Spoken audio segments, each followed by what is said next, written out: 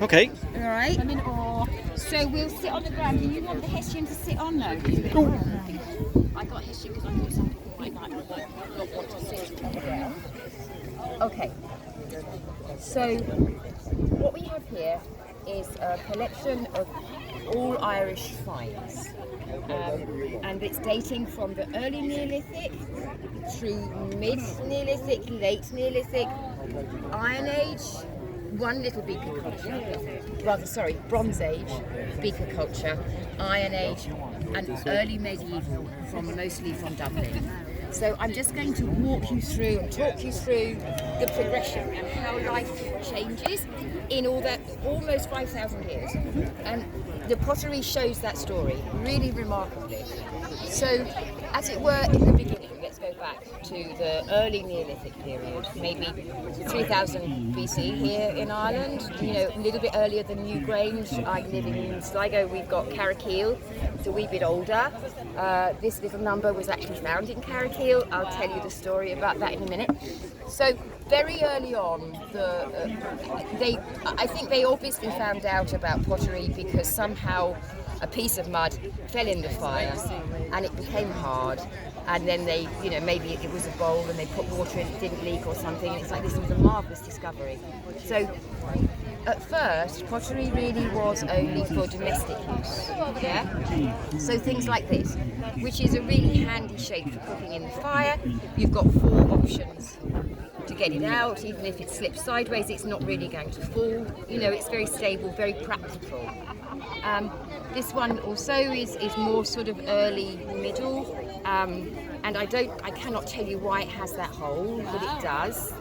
And again, it's so easy to manage it. It may not even have been for cooking, it could have been for straining, or we don't really know, to be honest.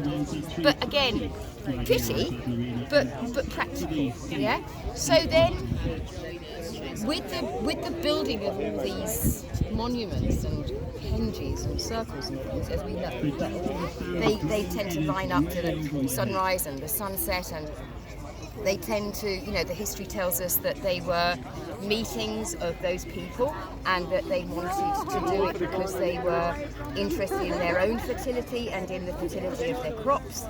And I think this is where life started to get really interesting for humans. And as I say, this little number, which is a beaut, this is actually a scaled down copy. The original is about this big, and I wasn't willing to make it because the big pots hurt me now, so I tend to try and make little ones.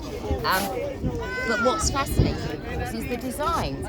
Now, this pot was found in a cairn in Carrickeel in Sligo, and it was full up with rock crystal and amber. Okay. Now, we all know that amber is electricity and that rock crystal is an enhancer of energy. So what about the theory, and this is where I've got a book and I'm going to go and get it because I didn't know how interesting. As a homeopath, I study radionics. It fascinates me, the secret art of radionics. So this little number is 60,000 BC, so it's a rock with markings. Yep. And so are these. Yeah. So what? And look here. These are the early radionics machines.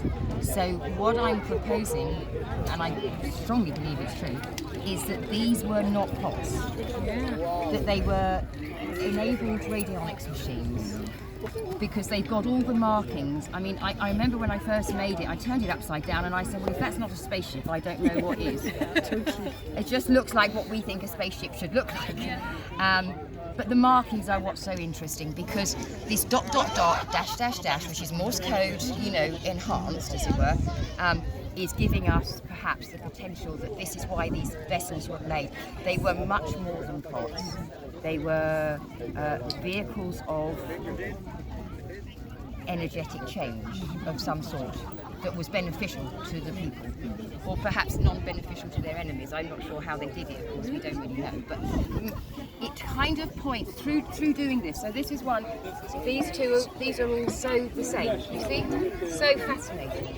And in this little book I've got pictures of these are in Stratford-on-Avon, and these are the marks that they find in the land from the prehistoric times, and we've got them on here. What have we got? We've got vessels of magic, I think, that work, that unite together with the energy of the land, because this is land, it's mud, it's not rock, it's nothing else. So I found that really interesting. The other thing I also found so interesting, and I don't have one with me, which is a shame, but there is one little Neolithic pot that's got so many little tripartite ledges that in order to reproduce it, it was only my little finger that was able to get into the cracks. And then I thought to myself, really, in truth, this is a very feminine thing. So I again, it's only a theory, that originally the potters were women, and therefore it was very much what we would call a matriarchal society. We know that because of all the goddess culture we've seen with these things, you know. So if the women were the potters, then they were the only ones at that time who had the secret of fire, which is alchemy.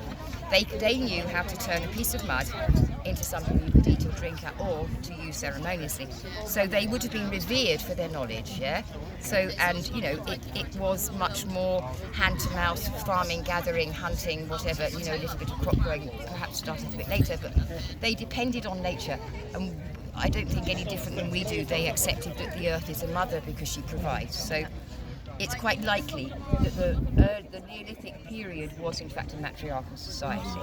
And I believe then you can see through what I've developed here how that changed enormously. Absolutely, we went downhill. So, from there on, after the Neolithic period, we went into the Bronze Age. There was a little gap in between. This is what's from the beaker culture. We'll put him there and we'll do Bronze Age. This little darling is a Bronze Age cup, but it doesn't seem to have much magical influence. It really clearly is, we're back to basics again, you see? Because bronze came along. So they could make a cook pot out of bronze, and you can drop it and it won't break, and all that kind of stuff. So this was the change in the development of the psyche of man, that we went from the soft clay to the hard metal, yeah? Which gave us all sorts of abilities that we hadn't had before, because we could kill people with it, whereas with clay it's not so easy. Can you guess what it's for? It's a darling little thing. What would its use be? Have a hold? Yeah, I'd say it's for feeding children. Precisely. There you see, you know these things. You just feel that. I know. I have granddaughters and they have them. And so it's their first cup. Sippy cup. A sippy cup for a Bronze Age child. Oh, where's the big plastic handles though? Yeah, we don't need those. Tommy Tippy. And this is a number 2, again, hugely practical. It's some kind of a strain, maybe for making cheese, which is appropriating the way. You know, it wasn't glazed. I glazed it so that if somebody wanted to use it, they could. So this didn't have any glazing, nor did this. Yeah. I just glazed it so they use it. So, you know, then we started to really go downhill. Yeah, of course. Iron Age. One more quick thing. Sorry, I've gone a little bit too wrong. This is the beaker culture, one of the beaker culture. There's lots and lots, and it's all decorated inside. This was for ashes. Yeah, it was. They were famed for their. They were indeed. So beaker culture was short-lived, very little research. You perhaps know this yourself. Sadly little research actually, but I think in some ways it was after the discovery of bronze and things started to get a bit more metal and maybe a little bit more patriarchal, and I don't mean that in a male, I just mean in a fighting sense, energy sense, that the potters tried to fight back a bit, you know, and they had the beaker culture. It's like, no, we're not going to be forgotten, we're not going to be ignored, we're just going to flood the market with pots, look what we can do, urns for keeping people's ashes, the burials, you know, they're still going to need them because they're handmade and pretty. So I think they survived for a short while, but it didn't last because it wasn't long before the Iron Age came. And after the Iron Age, well, potters just got, I mean, I said it at my first talk, I said, you know, this is the reason why I hate blacksmiths, because they absolutely floored us. all potters then became more or less non-needed anymore. You know, because we'd lost this is what I think, no way of proving it, but in that transition from a matriarchal, nature-based society where they use the energies of the earth combined with their own energies to enhance their lives on a deep personal level, in the Iron Age, all of this became external. Yeah. The sword, the helmet, the shield, that's an external defence, and it's also obviously threatening. So pottery just got ignored. It just became declined in so many ways. So this is an oil burner. You would fill it up with rancid, not rancid, what's the word? Rendered lamb, sheep fat, and you put rushes. Because rushes are hollow, you know, and then you get a little flame. I mean, it must have smelled awful, but you get lots of little lights. So these lanterns like these were found in Dublin in the Wood Quays excavation, but from very early on, so much from the Iron Age. This is also a little lamp, oil lamp, and this one is even more primitive. Yeah, wow. So you see, we've travelled maybe 3,500 years. And gone backwards. And where did we go? Why would you want to put a Bernie thing on a unstable, folly over stalk? Well, you sort of carry it, I think. Oh, gotcha. To go to bed lantern. Yes, and so's this one. That's why it's got the grooves on it for holding. Whereas this one would be for a table more. Gotcha. Not that they had tables. They didn't have tables yet. They would have had a stool. Well, they could or have a leg. slaves to hold it in the corner. That would be very Maybe. expensive. No, slaves apparently don't cost anything. Well, what's the bird, Jackie? Yes, the bird. He's interesting. Now, having said at the beginning this is all Irish, I lied. This one isn't. It's actually from Poland. But I couldn't resist it because it is Iron Age. Okay. And it's a rattle.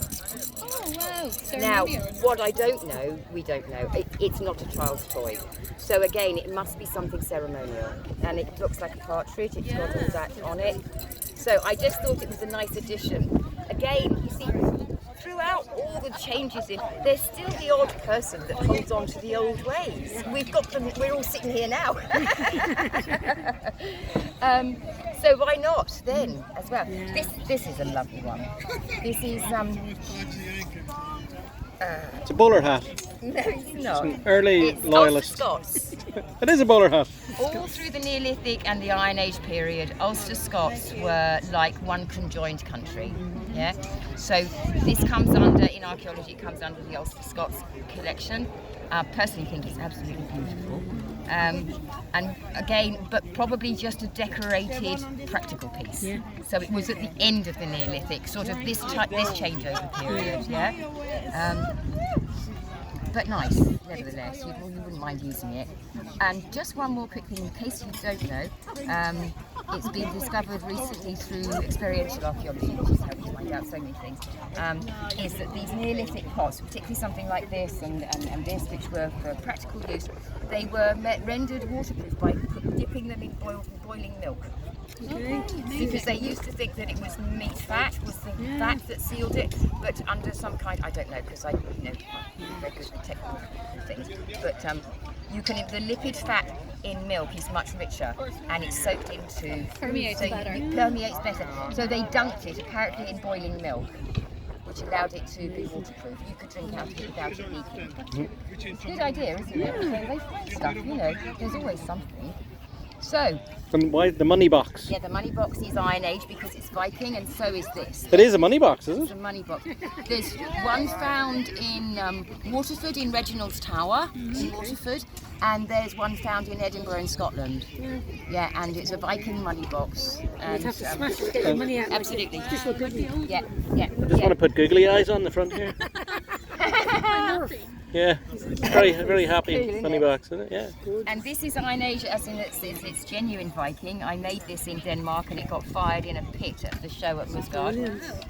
So I'm very proud of it. Beautiful. And there was in 920 in Ribe in Denmark, there was a lady who started to make round bottom pots. The reason for it is that if you've got a flat surface, it's no good.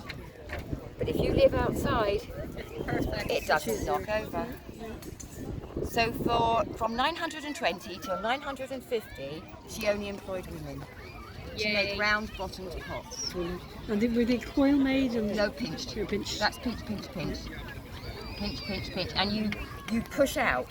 Okay. And that's why it's cracked, because I made it in the heat of the sun, and it cracked and cracked and cracked. And some of the fines have gone so thin that they burst open, but they still they had only maybe a little crack and they still use them. Yeah.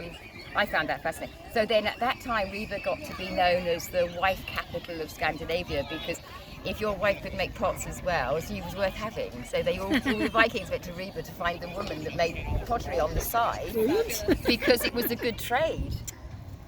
So, and coming into Dublin, literally stuff that was made in Ireland and found here at the Wood Quays. We'll put that one to one side, that has another little story. This is a copy of a Leinster cookware pot, which would have gone into the fire. Again, it had no glaze originally. I glazed the inside and the rim. And these little things are called pipkins and no glaze. But every person in the family owned one, and it was for your food and your drink. It didn't matter what you did. And because they weren't glazed, the way that they managed to keep them sterile is that they hung on the pot in the fire. So the flames killed the bacteria. So they weren't perhaps tasting nice by our standards, but you know they wouldn't have been like people imagine, all full of bacteria and stuff, because the fire would have killed. And once that pot was in the fire, the theory of it, God willing, as they said, was that it didn't come off, and that the pot was in the fire, and every day they added something to it. It didn't come off and start again. The pot stayed there. So if you had a cabbage, you could put that in, or if you had a bit of lamb, you could put that in. And so many expressions that are in our world that we don't think about, like potluck, comes from here. Because you've got one dip. No, if you don't get a bit of meat, you can't put that back in and have another go, because the next one's waiting for his dinner. So potluck, reaching the bottom of the pot, to be potless is not to even have a pot. So this was such an important, but you know, hundreds of years in Ireland, people lived like that, where the pot was the fire was in the centre of the room, the pot was in the centre of the fire. It always hopefully had something in it which was hot that you could have. They didn't have meal times like we do. They didn't all sit down because they didn't even have tables yet. So they just grabbed their dinner, sat on their stool, ate their dinner and went back to do what it was they were going to do. So this is a Leinsterware cook pot. It was made south of Kilkenny in Callan, is where our clay comes from, and that's where the potteries were. I read a lot about the history of the potteries. The potters at that time were the rebels. In the English courts records from the early Norman times, about more than 3/4 of the crimes are potters. Wow. I know. It's quite a proportion. Yeah, but like, what is a crime? Taking clay and making a pot and trying to sell it to feed your kids, is that, you know what I mean? So they didn't pull the line, they didn't toe the Norman line. Potters didn't toe the Norman line very well. So there's your Leinster cookware, and then we kind of moved on a bit further. This originally was made as a dripping pan to go below a spit, and I glazed it so it could be used as a casserole, because it's quite a pie dish, you know, it's quite nice. This is where this original pie thing come from, was the edges of the dishes, because you've got more grip when you're trying to get hold of it, less slippy. And then we have here, definitely now we're into Norman. This was made in Dublin, but it wasn't Irish. There was the Dublin ware. This is the early pieces of Dublin ware, as your one is. And this one is from Orleans. And so therefore by then, by 1200s, they were getting a bit posh. You know, they really were. And this is obviously not although it's got an echo of these markings, I don't believe they were put on this jug with intent. That they were in the psyche. Like, you know, we've got roses, and we've always known that rose wallpaper, everybody knows about it, you know. And I think it's just. But the interesting thing with this is got a hollow handle. And the reason for that is, at that time, Dublin was importing so much wine that it would come in the ships from France, and the barrels, as you know, are round. And so these jugs were made to fit between the barrels. And because they had hollow handles, it was less weight, more jugs. So it was a trade, it was purely for trade, no other reason. because I can tell you I made it, and it's not easy. More work. No, because they can blow up very easily because you've got air going all the way through there, and you don't want any blockages, and you just, you know, the first one I made went wham in the kiln, and I realised what I'd done wrong, but you know, that's it. But if the wine's fully up to the top, Yeah, it goes in there as well. You get more but the wine goes in there. Yeah. But it's also mean that there's an option for that would glug, right? If it didn't have a way to get the air into the bottom round bit. So there, because the air can get into the handle and then get down into the round bit, then it won't glug. It'll smoothly pour out. Oh, that's a very good observation, Steve. Thank you. I wouldn't have thought of that because I've never actually used it. Yeah. Oh, it's worth experimenting to put some stuff in it. I only ever had it as part of my sale. Let's get some wine. Yes. You'd have to drink a lot just to prove that it works. So Worth trying. it's like when you've got those barrels with the air siphon. Yeah. Yes. You have to. Like if you've got your water in one of the Yeah. like the container But you've these got, you don't have to open the plug, top. then why- It's a different pouring mechanism, maybe.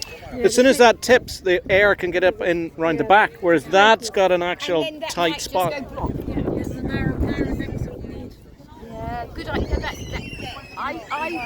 What I read was about the waste, but I think what you've just said is a very good idea. We will try it next, I don't know. next show. No, we will. We'll put wine in it. I recommend having a look for Archimedes' cup. It was a trick cup that checked to see whether you're greedy or not, and it had various holes in it as well. Right. So if you poured too much wine in it, Yes. it would actually start dribbling out the bottom. Yes. No, there's one in the book in the wood from the Wood Keys, which is. Oh, a they jug. do have one. Puzzle jug. There's Yes. a puzzle jug, and it's got 4 spouts, but only one works. Brilliant. And they always use it on the newcomer. Yeah, You know, fantastic. fantastic. Yeah. 2 more last few little bits. This is very Norman. The original ones were only for 2 because again they didn't have a table. It was when the Normans came, they brought all this stuff with them. You know, so tables and chairs that everybody wanted. So if you've got a table, you've got to put something on it, otherwise it's empty. So the first thing was that they had 2 for salt and for mustard, because mustard grows wild and it's free, and salt from the sea. As they got a little bit more wealthy, they added an extra one for black pepper. And it wasn't that pepper was expensive, but the tax was. Oh, right. And so if you had this on your table, it was a status symbol. Yeah, because it meant you were wealthy enough to afford the tax to pay pepper. Nothing to do with the Irish shamrock or No, anything, it just came like that. I don't know whether that happened or not. And some of them were square. I've got square ones as well. They weren't all. But they're boring Yeah. because they're square. 3 little compartments with a small handle like this. They all had the same handle, which is again easy to grip. And these tiles are from Christchurch Cathedral. They in the excavation of Wood Keys, they managed to find the dump from the tilers. Sorry, that I'm had- going to have to go real soon. 2 seconds. Yeah. That had broken pieces of tiles, but still intact, and they're easy then to see. So some of them were glazed and some of them weren't, and they're just interesting designs. They're very nice. The tiles, the floor tile. You can see it in a church, can't you? It's a church tile. Sorry? What? Here. Oh, it'd probably be over then at the. Yep. And then I'm going to have to go and commentate. You had a story about that last? Oh yes, the last little piece. This is not Irish also, but it's of interest because it's from the same period, the early medieval, and it's for horse riding. So it's for wine. It's flat on one side to go on your horse. I'm sensing a theme about wine now. So it's We need wine to testimony series. it's a wine flagon for a wealthy gentleman to go riding. And hope it doesn't break. Yes. But you see, this is where metal took over. It was obvious how it would happen because what you've just said is true. You know? Thank you very much. I'm going to stop. Thank you so much for listening.